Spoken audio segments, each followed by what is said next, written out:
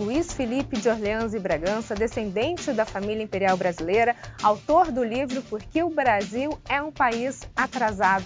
Boa noite, bem-vindo. Boa noite, muito obrigado por estar me recebendo. Vamos começar então falando sobre a questão da monarquia e família imperial. Qual a sua relação na genealogia da família imperial brasileira? O senhor está na linha sucessória? Bom, respondendo a última pergunta, não estou na linha sucessória, mas eu descendo da Princesa Isabel, sou trineto da Princesa Isabel e tetraneto do Pedro II. Então estou na linhagem aí, mas não estou na linha sucessória. O senhor defende a volta da monarquia? Eu defendo que a gente precisa estabilizar o Brasil num modelo político diferente. A monarquia é uma opção. Precisamos evoluir para uma monarquia. Eu acho que é uma coisa que temos que ainda maturar na sociedade. A família, por intento, não existe ainda um proselitismo para fazer esse retorno. Existe sim uma presença e, naturalmente, as pessoas estão se manifestando a favor dessa ideia.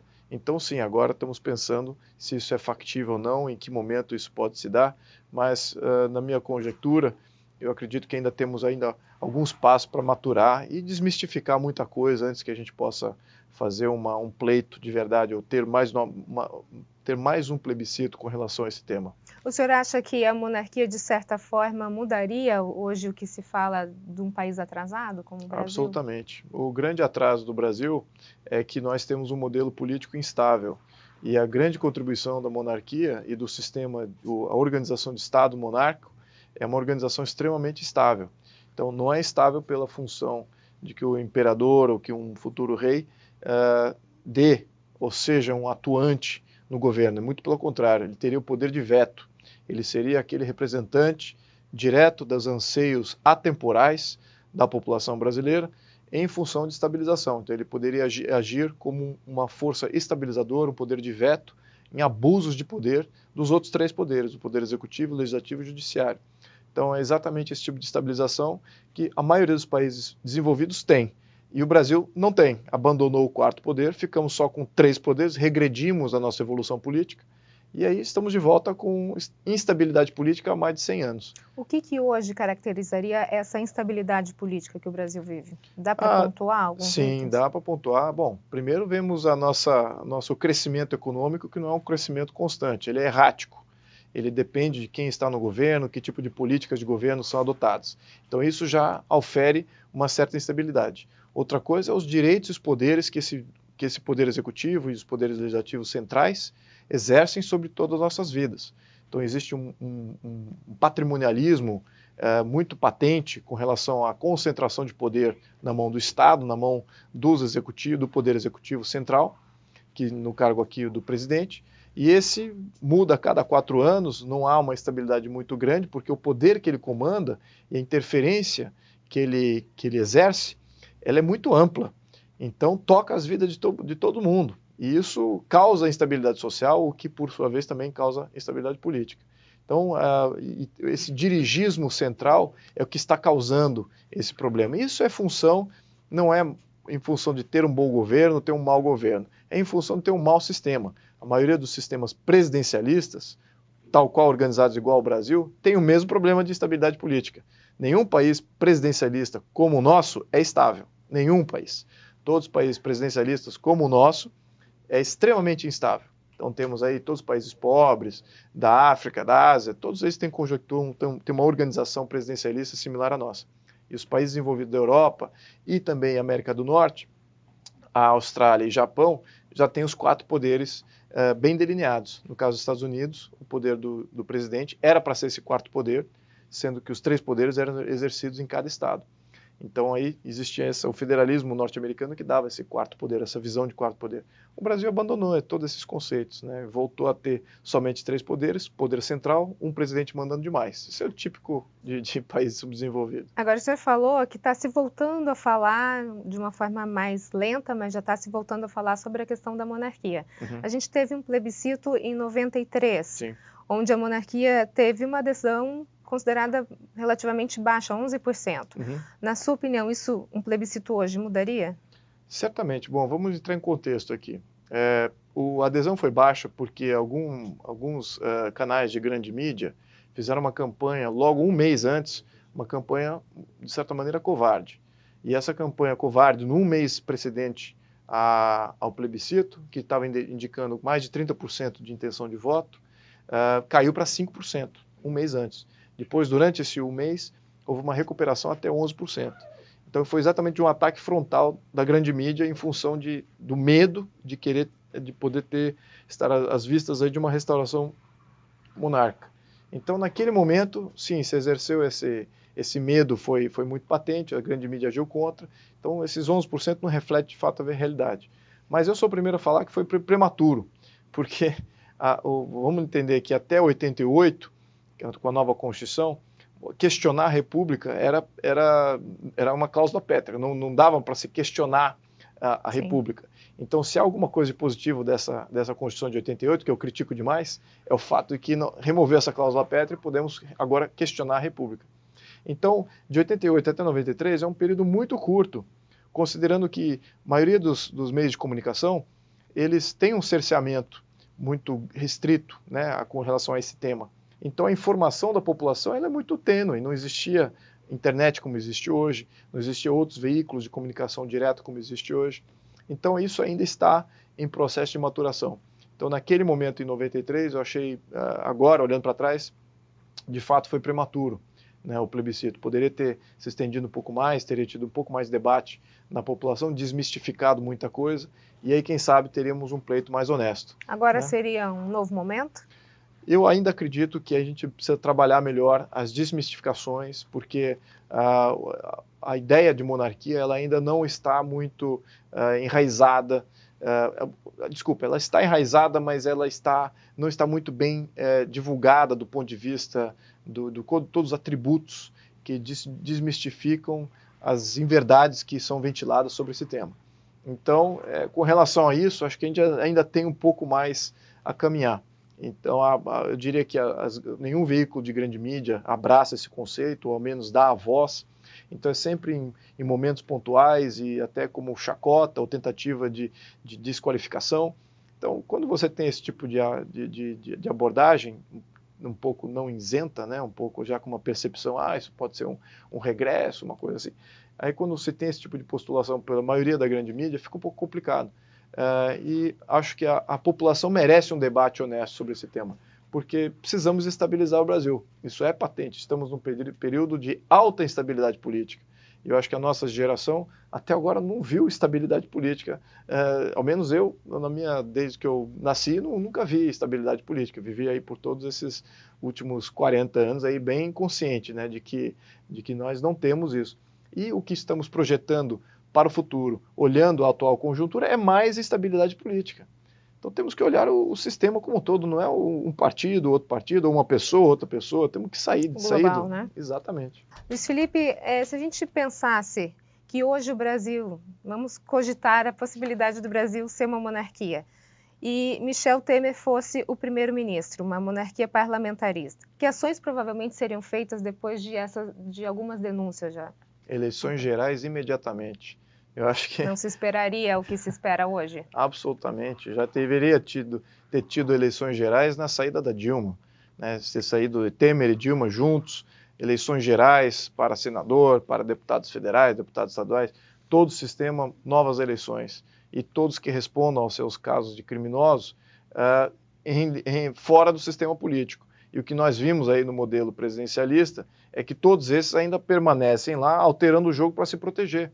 Então na monarquia não teria a questão do foro privilegiado? Absolutamente. Acho que isso aí, claro que numa maturação constitucional em que prevalece a igualdade perante as leis, e foi esse o intuito da monarquia constituída em 1824, apesar de que na época de 1824, sim, criava-se ali um intento, quase que uma igualdade perante as leis, alguns tinham algumas exceções perante essas leis em função do seu cargo político, sim.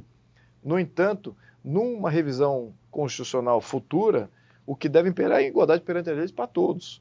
E aí a função do quarto poder é de garantir que isso seja um fato, que não se crie privilégios, não se tem aí mais de 40 mil pessoas em foro privilegiado com um órgão julgador totalmente político e totalmente partidário. Então é isso que nós temos que evitar. O senhor acha que o Brasil teria condições de bancar uma família real hoje? Absolutamente, porque, primeiro, por duas razões. Primeiro, as famílias reais mundiais são muito mais baratas do que os presidentes. Isso tem estudos aí que comprovam isso. E segundo, ninguém falou de remuneração aqui. O quarto poder não precisa ser remunerado. A família está fora do poder há 130 anos. Para que vai voltar agora para ser remunerada pelo Estado? Não faz sentido nenhum. Acho que a gente tem que resgatar o trabalho cívico, o empenho não remunerado de cidadãos querendo fazer o bem. Isso não precisa ser remunerado. Mas apesar de não ser remunerado, em 2013 a família real recebeu 4 milhões de uma receita proveniente de laudêmio de imóveis de Petrópolis, na cidade de Petrópolis. Sim. Isso continua acontecendo? Tem necessidade disso acontecer? Essa é a família de Petrópolis. É uma confusão que ocorre com muita frequência. Eu não pertenço à família de Petrópolis. Eu não ganho laudêmio. E nem os que seriam sucessores legítimos da coroa não recebem laudêmio. Então, essa confusão é muito, assim, bem corrente, tá? Precisa separar as duas correntes. Existe família Silva e família Silva. Tá? Orleans Bragança, do ramo de Petrópolis, recebe laudêmio. O ramo de Vassouras, que é o meu ramo, não recebe laudêmio. Então, nessa postulação, eu não... E agora, vamos falar de laudêmio, então, já que é essa consideração. Vou até defender meus primos lá de Petrópolis. O laudêmio, ele foi criado em função... houve invasão de terra de Pedro II, na época que ele tinha uma fazenda em Petrópolis. Essa invasão de terra, ele não queria expulsar aqueles invasores, então ele deu titularidade da terra e não cobrou nada, não cobrou aluguel. Mas então aquele que recebeu a titularidade beneficiava a terra e se por acaso houvesse a venda daquele imóvel que estava construído em cima da terra, pagaria-se o laudêmio. Então o modelo de laudêmio do Petrópolis é diferente do modelo de laudêmio da Marinha, é diferente do laudêmio da Igreja. Em 1988, aqueles constituintes que têm um viés socialista anti-propriedade privada removeram laudêmio da Constituição. Então o que eu acho que aconteceu? Você se privou de um mecanismo que hoje resolveria boa parte dos problemas das favelas no Brasil. Imagina que você tem aí terras públicas invadidas com favela. Imagina aí que o prefeito possa fazer laudêmio, do mesmo jeito que foi feito com a família imperial lá em Petrópolis. Então ele daria titularidade àqueles favelados, eles poderiam beneficiar o seu território, beneficiar a sua propriedade, poderiam vender essa propriedade até, a prefeitura faria um percentual desse beneficiamento, da venda desse imóvel, o imóvel ainda continuaria na mão da prefeitura, mas haveria aquele sentimento de posse e um resgate da comunidade. Então, isso é uma perspectiva totalmente errada, achar que o laudêmio é ruim. O laudêmio é feito em vários países desenvolvidos, tem laudêmio. Então, agora é importante a gente explicar para os nossos telespectadores que esse laudêmio não é o laudêmio que aqui na orla da praia de Santos, é outro tipo de laudêmio. É outro tipo o laudêmio da Marinha, esse é outro modelo. Cada um tem o seu modelo. Então também temos que separar isso aí. Vamos falar um pouquinho sobre o livro, então? Vamos falar sobre o livro. O senhor é autor desse livro? Por Sim. que o Brasil é um país atrasado? Uhum. Por que o Brasil é um país atrasado? Ele é atrasado em função da organização de Estado. É uma organização de Estado autocrática, e que premia a intervenção na economia e não premia a livre iniciativa. Então temos aí uma organização autocrática, fechada, o povo manda muito pouco, temos uma Constituição que dá somente o monopólio da gestão pública para os poderes instituídos, né, para os poderes de Estado. O povo diretamente não tem como frear qualquer norma, qualquer lei, não existe referendo popular, não existe mecanismo de recall de mandato. Então esse é um dos grandes problemas. O segundo problema, muito centralismo em Brasília. Uma Câmara Federal, no comando da Constituição Federal, interfere em todos os estados, interfere em todas as cidades. Hoje, um cidadão aqui de Santos, ele é mais tributado por Brasília e ele é mais relacionado a Brasília politicamente do que ele é localmente. Então, o fomento de comunidade local é muito pequeno. Então temos aí um centralismo muito grande. E temos concentração de poder na mão do presidente. O presidente comanda demais, tem muitas autarquias, ele pode nomear para muitos cargos, ele tem um orçamento trilionário, e com esse orçamento ele compra adesões, e ele faz uma série de adequações políticas para poder governar. Então, esse modelo tem essa dinâmica de cooptação e que acaba concentrando poder, onde os outros dois poderes, que é o legislativo e o executivo, deveriam ser iguais, ou deveriam trabalhar em harmonia e com uma certa igualdade e complementaridade do Poder Executivo, eles são subservientes ao Poder Executivo. Então temos aí uma espécie de ditadura constitucional velada, né? Não é bem difundido isso, porque a dinâmica do jogo é que o transforma nisso. Então temos aí concentração de poder em Brasília, muito poder na mão do presidente, uma Constituição que dá poder somente ao Estado e não ao cidadão soberano, e, claro, uma aversão muito grande à livre iniciativa. Então, a livre iniciativa ela pode ser interferida a todo momento, não temos direito à propriedade, os meios de produção estão concentrados na mão do Estado, na maioria dos casos, aqueles meios de produção que estão livres na mão da população são altamente regulados. Então, não temos aí um capitalismo, né, per se, temos um problema de socialismo, a verdade é essa. Vai vivendo agora uma derrocada de um sistema socialista. Então, o país é atrasado em função da perduração desse tipo de ideia no nosso psique há quase 100 anos, né, desde 1934. Okay, será que isso tem solução? Isso a gente descobre no próximo bloco. Nós voltamos em instantes. Até já. O ND está de volta. O nosso assunto de hoje é monarquia e eleições, e sobre isso a gente conversa com Luiz Felipe de Orleans e Bragança, que é cientista político. Luiz Felipe, o senhor é criador do movimento Acorda Brasil, que foi um movimento importante até contra a Dilma, né, para a retirada dela. O senhor fez isso com que intenção? A intenção era pautar as mudanças de Estado que a gente precisa ver para resolver o problema. O problema não era a Dilma, o problema não era o PT. O problema é o sistema que permitiu que uma Dilma e um PT surgissem no nosso ecossistema político. Então, nós temos que trabalhar o problema. Então, nós fizemos várias propostas interessantes, como voto distrital, referendo popular, de recall de mandato, de lei antiterrorismo, fizemos um contraponto à lei de imigração. Então, é um movimento pontual em relação à estrutura de Estado e leis e emendas constitucionais que a gente precisa para a gente melhorar. Então, a remoção da Dilma do poder foi um início, não foi o fim, foi só um início.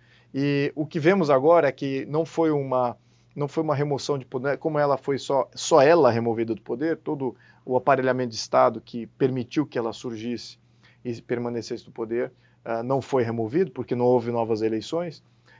Ficamos aí com um problema, e hoje esses que ficaram aí como um problema estão fechando o sistema político mais uma vez. Vemos como eles aumentaram os fundos partidários, como os grandes caciques, os grandes partidos culpados da nossa derrocada política e econômica, agora estão aí como em primeiro e segundo lugares nas pesquisas de todos os estados. Sim. Então eles estão se recolocando como a solução, sendo que eles foram o problema.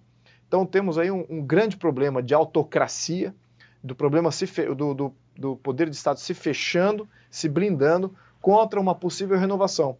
Então, já aludindo talvez ao que você possa me perguntar na segunda, é o que fazer e como resolver. Temos uma pequena janela agora, em 2018. Era uma janela mais ampla, mas depois do fundo partidário, depois de todo o sistema de grande mídia, universidades, fundo partidário agindo e também cessamento de opiniões na internet, temos que entender que a nossa janela diminuiu.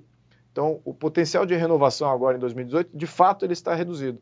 Somente programas como esse, que a gente pode passar uma comunicação um pouco mais direta, de que, olha, precisamos prestar atenção que há alguns candidatos em partidos menores que representam de fato a renovação de ideias, renovação de pessoas e renovação de partidos. O senhor é pré-candidato? Eu sou um pré-candidato, sim. Qual cargo? Eu deixei a descrição do partido decidir. Então, estou a priori como deputado federal. Qual que é o partido? É a PSL. E fui convidado pelo PSL, então fui muito bem aceito lá, estou muito feliz também com a escolha.